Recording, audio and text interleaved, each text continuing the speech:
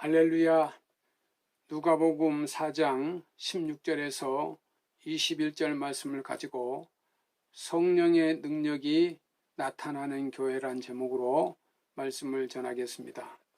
성령의 역사는 예수님께서 부활하신 후 마가의 다락방 50일째 되는 날 오순절날 120명이 모여 찬양과 기도하는 중에 성령이 강하게 역사하여 초대교회가 설립되고 성령이 임하며 기독교 공동체가 새롭게 태어난 절기라고 할 수 있습니다. 성령이란 어떤 분일까요? 성령이 말하시는 일이란 무엇일까요? 어떻게 성령을 받을 수 있을까요? 성령은 어떤 분입니까? 성령은 삼위일체 하나님이십니다. 성부 하나님, 성자 하나님, 성령 하나님입니다. 성령은 인격으로 다가오시며 우리의 모든 삶을 새롭게 하시는 영입니다. 모세의 뒤를 이어 가나안에 들어가야 하는 사명을 받은 여호수아를 가리키며 하나님이 모세에게 말씀하셨습니다. 그에게 안수하라. 하나님의 영이 그와 함께 하겠다. 이 새로운 일을 그에게 맡겨라. 그리고 주의 성령이 그와 함께 하셨습니다. 민수기 27장 18절 20절 말씀입니다. 여호와께서 모세에게 이르시되 눈의 아들 여호수아는 그 안에 영이 머무는 자니 너는 데려다가 그에게 안수하고 내 존귀를 그에게 돌려 이스라엘 자손의 온 회중을 그에게 복종하게 하라는 말씀이 나옵니다. 이 성령의 역사는 공동체와 민족을 바라보며 나아가게 한다는 것입니다. 그런 힘과 능력을 성령께서 부어주십니다. 기드온의 300명 용사가 13만 5천 명의 뭔가 싸워 이길 때도 하나님의 영이 기드온에게 임재하였습니다. 당시 모든 백성은 낙담했습니다. 이제 적군의 노예가 될 수밖에 없구나. 하지만 그때 성령이 새로운 용기를 허락하셨고 상황을 전복시켰습니다. 사사기 6장 34절에 보면 여호와의 영이 기드온에게 임하시니 기드온이 날파를 불매 아비에셀이 그의 뒤를 따라 부름을 받느니라. 사사기 6장 34절입니다. 하나님의 영에 감동되어 새 역사에 동참할 수 있었다는 것입니다. 한편 사울왕의 시대가 끝나고 다윗 시대를 열었던 능력도 성령이었습니다. 하나님의 영이 다윗에게 가까이 가셨습니다. 사무엘상 16장 13절에 보면 사무엘이 기름 뿔병을 가져다가 그의 형제 중에서 그에게 부었더니 이날 이후로 다윗이 여호와의 영에게 크게 감동되니라. 사무엘상 16장 13절입니다. 하나님의 영이 다윗을 감동시키니 그의 삶이 새로워집니다.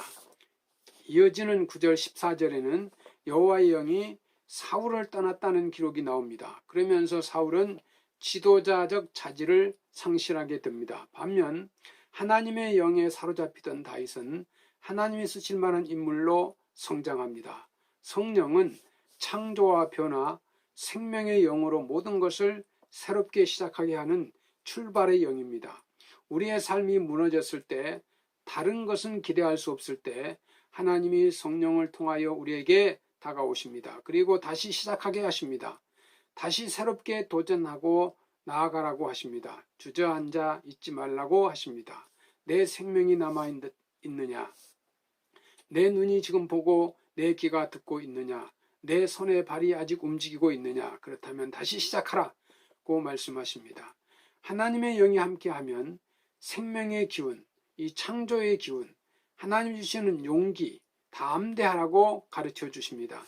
성령은 하나님의 창조 때도 동행하신 것으로 성경에 기록되어 있습니다. 창세기 1장 2절에 보면 땅에 혼돈하고 공허하여 흑암이 깊음 중에 있고 하나님의 영은 수면 위에 운행하시니라 하는 말씀이 나옵니다. 모든 것이 어둠 속에 잠겨 있었습니다. 모든 게 혼돈과 무질서 상태였습니다.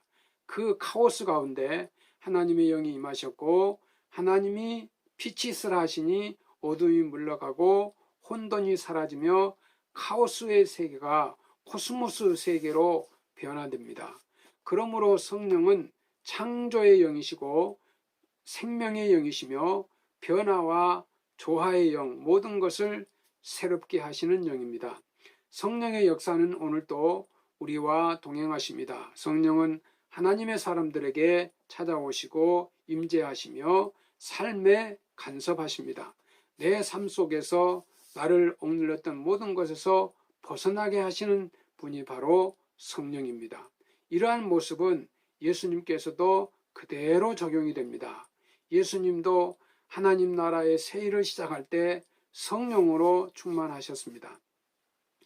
예수님과 성령의 역사는 긴밀히 연결되어 있습니다. 예수님의 탄생 때 보면 마리아가 성령으로 잉태하여 예수님을 낳았습니다. 공생애를 시작하기 전에도 예수님은 성령에 이끌려 광야로 나아가십니다.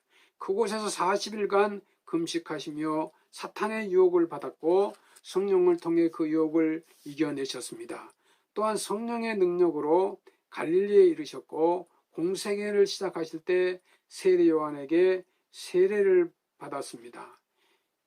예수님이 요단강에서 세례를 받으실 때 하늘이 갈라지며 성령이 비둘기같이 임했고 하나님의 말씀이 들려왔습니다. 이는 내 사랑하는 아들이라 내가 너를 기뻐하노라.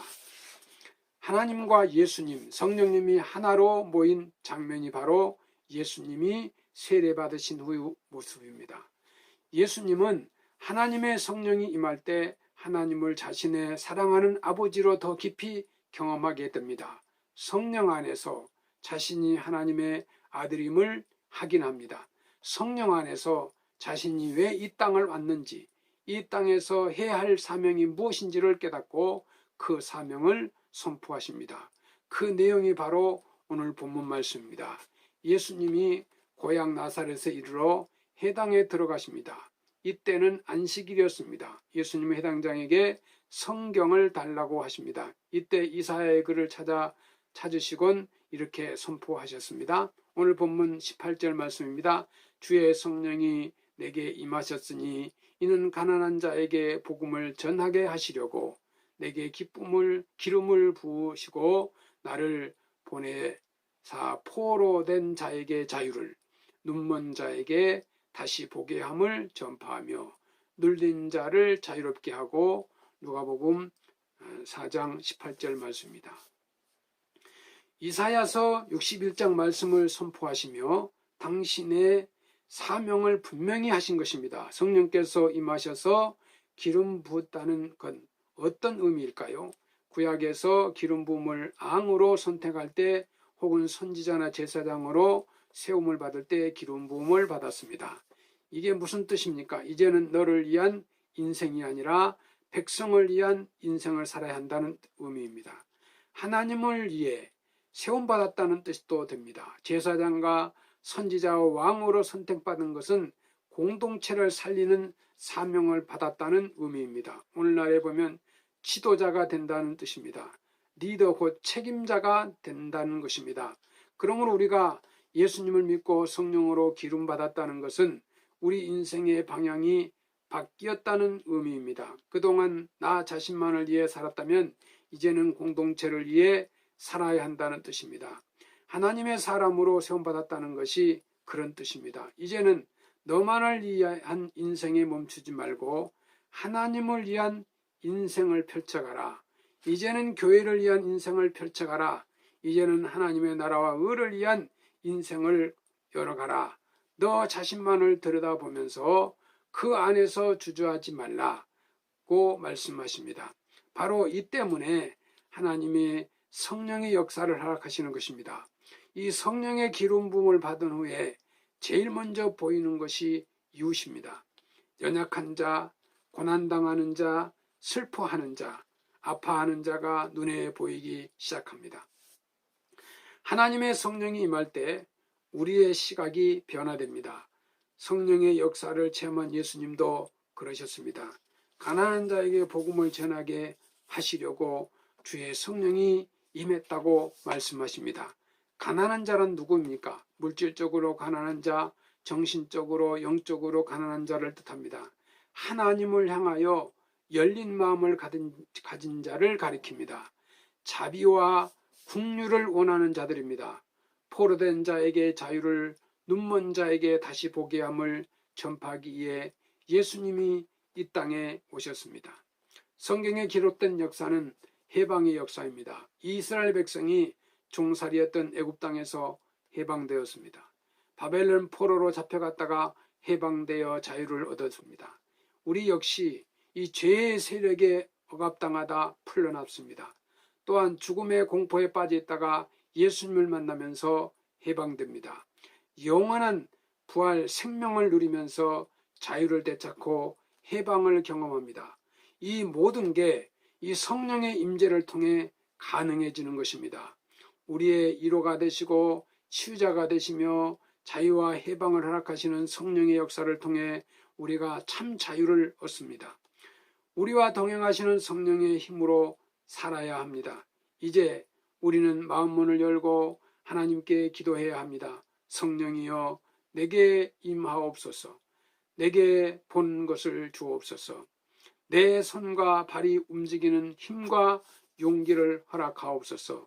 성령님과 더불어 내 삶을 다시 시작하게 하옵소서. 내 눈을 열어 보게 하옵소서. 주님의 뜻이면 순종하고 거룩한 마음을 허락하옵소서. 나를 통해 하나님께서 영광을 받으옵소서. 기도하며 이 성령의 역사에 순종하여야 합니다. 사랑하는 성도 여러분, 예수님을 믿는다는 것은 우리의 삶을 바꾼다는 뜻입니다. 성령께서 우리와 함께 하십니다. 주님, 나만을 위해 살았던 내 인생에 성령님이 찾아오셨습니다. 이제 성령과 동행하며 하나님의 뜻에 따라 살아가는 주님, 주의 자녀가 되게 하옵소서.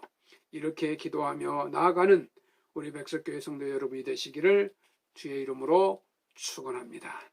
감사합니다.